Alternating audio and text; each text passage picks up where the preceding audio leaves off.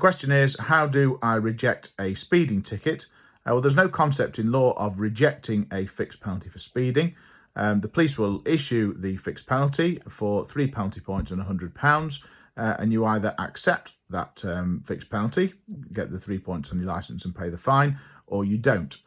If you don't accept the fixed penalty, the police will then go on to make a decision about whether to take the case to court.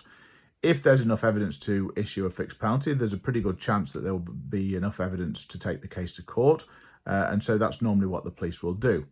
Once the case gets to court, usually under something called the single justice procedure, which doesn't actually involve a court hearing from the start, you will have the choice either to plead guilty or not guilty to the charge of speeding.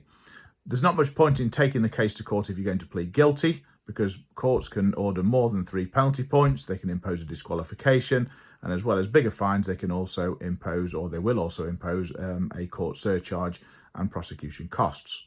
So you would only usually take the case to court if you had a defence. Now, that's likely to be limited to either you weren't driving or you weren't speeding. I suppose there could be other defences, but those are the only two that usually spring to mind. So if you have a viable defence, you can plead guilty and take the case to trial. If the police have enough evidence to convict you, you'll be convicted. If they don't, they don't. You'll also, of course, have the opportunity to put forward a defence yourself. So that's how you would reject a fixed penalty for speeding. Essentially, you just don't accept it, and then the case will default to court and go through that whole process. There's one other topic that sometimes people think about when they talk about rejecting a fixed penalty. That's if you receive a notice of intended prosecution or a section 172 notice asking if you were the driver. You can't reject those. You respond to the section 172 notice saying who the driver was.